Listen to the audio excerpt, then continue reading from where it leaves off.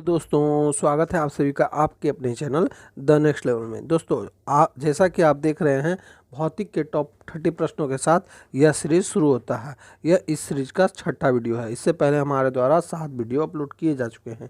यदि आपने उन वीडियो को नहीं देखा है तो हमारे चैनल के प्लेलिस्ट में जाकर उन वीडियो को देख सकते हैं। काफ़ी महत्वपूर्ण प्रश्न उन वीडियो में बताया गया है जो कि आपके आने वाले एग्जाम के लिए काफ़ी महत्वपूर्ण है। तो आप हमारे साथ बने रहें और इस वीडियो को शुरू से अंत तक जरूर देखें। अब चलते हैं प्रश्नों की ओर। आज का पहला प्रश्न है क्वेश्चन नंबर 1। सभी रंगों को सोख लेने और किसी को भी परिवर्तित ना करने वाली वस्तु दिखाई देती है। कैसी दिखाई देगी? जब सभी रंगों को वह सोख लेगी तब तो वह दिखाई देगी काली, यानी ऑप्शन नंबर डी इस प्रश्न का सही उत्तर हो जाएगा। जब सभी रंगों को वो सोख लेगी तो वह काली दिखाई देगी। अब चलते हैं अगले प्रश्न की ओर। अगला प्रश्न है क्वेश्चन नंबर 2। संक्रमण आयन किसमें प्रकाश को अवशोषित कर लेते हैं? तो संक्रमण आयन जो है वो सभी प्रकाश को दृश्य क्षेत्र में अवशोषित कर लेते हैं, यानी ऑप्शन नंबर डी इस प्रश्न का सही उत्तर हो जाएगा। दोस्तों आप भी हमारे साथ आंसर करते रहें, इसलिए हमारा जो भी वीडियो आता है वो MCQ बेस्ड नहीं आता है, ताकि आप भी हमारे साथ आंसर करते रहें और वीडियो के अंत में ज़रूर बताएं कि आपके कितने प्रश्न सही हो रहे हैं। अब चलते हैं अगले प्रश्न की ओर। अगला प्रश्न है क्वेश्चन नंबर 3। ग्रीन हाउस प्रभाव पृथ्वी के वायुमंडल का गर्म होना है, इसका क्या कारण है ये आपको बताना है। वायुमंडल का गर्म होना क्या कारण है ये आपको बताना है। तो इसका गर्म होना अवरक्त किरणें के कारण होता है, यानी ऑप्शन नंबर सी इस प्रश्न का सही उत्तर हो जाएगा। अब चलते हैं अगले प्रश्न की ओर। अगला प्रश्न है क्वेश्चन नंबर 4।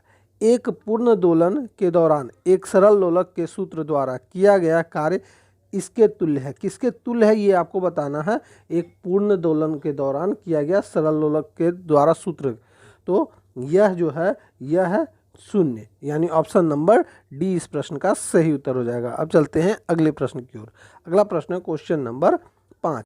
मोमबत्ती एक मिश्रण होता है, तो मोमबत्ती किसका मिश्रण होता है ये आपको बताना है। तो मोमबत्ती जो है वह पैराफिन मोम और स्टीयरिक एसिड का मिश्रण होता है, यानी ऑप्शन नंबर ए इस प्रश्न का सही उत्तर हो जाएगा। दोस्तों आपको जो प्लेलिस्ट मिलेंगे वे सभी विज्ञान के पाठ के अनुसार मिलेंगे, उसमें सभी वीडियो का आपको लिंक मिल जाएगा। इसमें बायोलॉजी का भी और केमिस्ट्री का भी वीडियो है, तो आप उन सभी वीडियो को देख के साइंस को पूरा कवर कर सकते हैं और आने वाले एग्जाम के लिए अपने आप को प्रिपेयर कर सकते हैं। अब चलते हैं अगले प्रश्न की ओर। अगला प्रश्न क्वेश्चन नंबर 6। तारों का रंग किस पर निर्भर करता है? तो तारों का रंग किस पर निर्भर करता है? तो ये तापमान पर निर्भर करता है, यानी ऑप्शन नंबर ए इस प्रश्न का सही उत्तर हो जाएगा। अब चलते हैं अगले प्रश्न की ओर। अगला प्रश्न क्वेश्चन नंबर 7। जल सतह पर तेल की पतली परत रंगीन क्यों दिखाई देती है? तो जल की सतह पर तेल की पतली परत जो है रंगीन इसलिए दिखाई देती है क्योंकि वह व्यतिकरण के कारण ऐसा होता है, यानी ऑप्शन नंबर बी इस प्रश्न का सही उत्तर हो जाएगा। अब चलते हैं अगले प्रश्न की ओर। अगला प्रश्न क्वेश्चन नंबर 8। निम्नलिखित में से कौन सी तरंगे ध्रुवित की जा सकती है?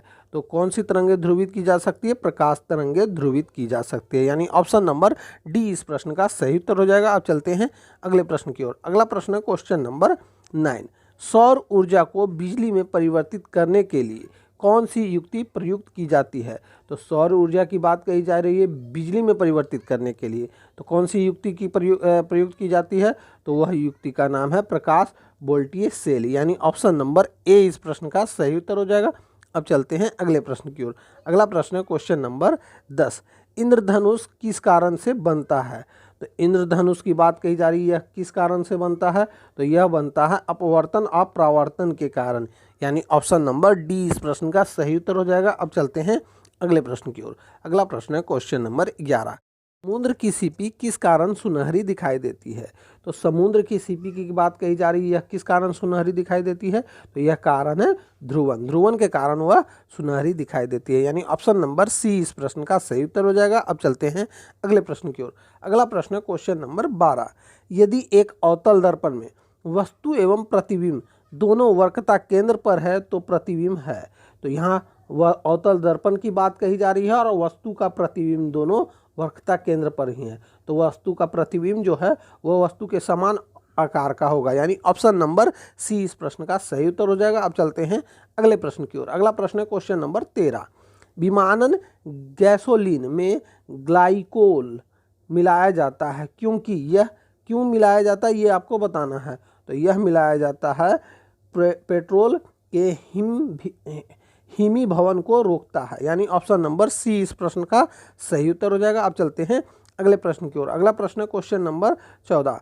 न्यूनतम ज्वलनशील रेशा होता है। तो यहाँ न्यूनतम ज्वलनशील रेशा की बात कही जा रही है, यानी फाइबर की। तो वह क्या होता है? तो वह कपास यानी सूत का होता है, यानी ऑप्शन नंबर सी इस प्रश्न का सही उत्तर हो जाएगा। अब चलते हैं अगले प्रश्न की ओर। अगला प्रश्न है क्वेश्चन नंबर 15। एक वायुयान की ध्वनि समानता इसके संगत होती है। किसके संगत होती है ये आपको बताना है। वायुयान की ध्वनि, तो वायुयान की ध्वनि जो होती है वह 100 डेसिबल के बराबर होते हैं, यानी ऑप्शन नंबर बी इस प्रश्न का सही उत्तर हो जाएगा। अब चलते हैं अगले प्रश्न की ओर। अगला प्रश्न है क्वेश्चन नंबर 16। वाहन पीछे से आने वाली वस्तुओं को देखने के लिए किसका प्रयोग करती है? यहाँ वाहन पीछे से आने वाली वस्तुओं को देखने के लिए किसका प्रयोग करेगी? तो यह उत्तल दर्पण का प्रयोग करती है, यानी ऑप्शन नंबर सी इस प्रश्न का सही उत्तर हो जाएगा। अब चलते हैं अगले प्रश्न की ओर। अगला प्रश्न है क्वेश्चन नंबर 17। वह विकिरण क्या है जो हमारे शरीर में गहरे प्रवेश कर जाती है? तो वह विकिरण का नाम है गामा कण, यानी ऑप्शन नंबर डी इस प्रश्न का सही उत्तर हो जाएगा। अब चलते हैं अगले प्रश्न की ओर। अगला प्रश्न है क्वेश्चन नंबर 18। प्रकाशीय फिल्टर का उद्देश्य क्या है? तो प्रकाशीय फिल्टर की बात कही जा रही है, तो इसका उद्देश्य क्या है? तो इसका उद्देश्य है भिन्न रंगों के प्रकाश का संचारण या समावेशन करना, यानी ऑप्शन नंबर डी इस प्रश्न का सही उत्तर हो जाएगा। अब चलते हैं अगले प्रश्न की ओर। अगला प्रश्न है क्वेश्चन नंबर 19। दीप्तिकालिता किसे प्रभावित करती है? तो दीप्तिकालिता जो है वह प्रभावित करती है यह सभी, यानी फूल खिलने का भी, वनस्पति उगने का भी और फल निकलने का भी, यानी इस प्रश्न का सही उत्तर हो जाएगा ऑप्शन नंबर ए, ये सभी। अब चलते हैं अगले प्रश्न की ओर। अगला प्रश्न है क्वेश्चन नंबर 20।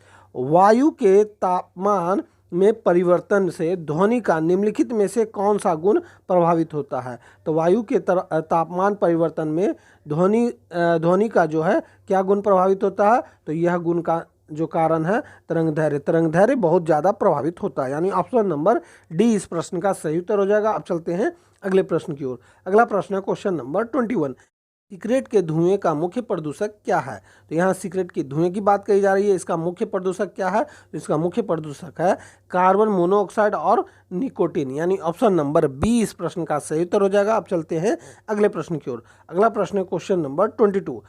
निम्नलिखित में से कौन सा प्रघटना यह निर्णय लेने में सहायता होती है कि प्रकाश एक अनुप्रस्थ तरंग है?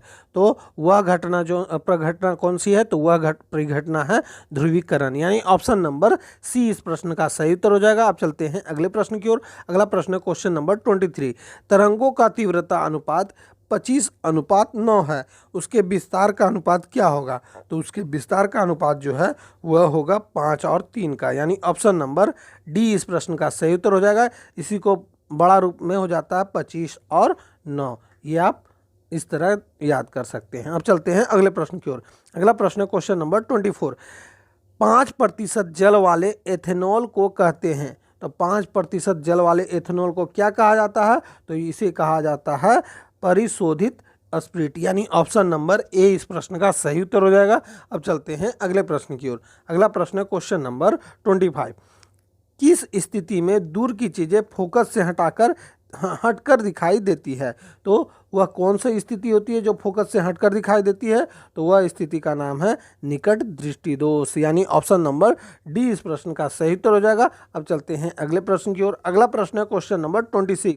प्रकाश की दिशा में होने वाले परिवर्तन की घटना जब वह एक माध्यम से अन्य माध्यम से होकर गुजरता है क्या कहलाती है?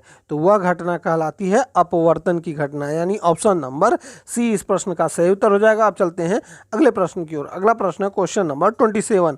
सूर्योदय और सूर्यास्त के समय वायुमंडल में लालिमा किस कारण छा जाती है? तो सूर्योदय और सूर्यास्त के समय वायुमंडल में लालिमा इसलिए छा जाती है क्योंकि वह घटना जो होती है वह होती है प्रकाश के परिकर्णन के कारण, यानी ऑप्शन नंबर डी इस प्रश्न का सही उत्तर हो जाता है। अब चलते हैं अगले प्रश्न की ओर। अगला प्रश्न है क्वेश्चन नंबर 28। यदि किसी इलेक्ट्रॉन और फोटोन का समान तरंग दैर्घ्य हो तो उनका निम्नलिखित में से क्या समान होगा। तो इलेक्ट्रॉन और फोटोन का समान तरंगदैर्घ्य है तो उसका जो क्या समान होगा, तो उसका समान हो जाएगा रेखीय संवेग, यानी ऑप्शन नंबर बी इस प्रश्न का सही उत्तर हो जाएगा। अब चलते हैं अगले प्रश्न की ओर। अगला प्रश्न है क्वेश्चन नंबर 29। जिस प्रघटना ने प्रकाश के अनुप्रस्थ स्वरूप को स्थापित किया वह प्रघटना क्या है।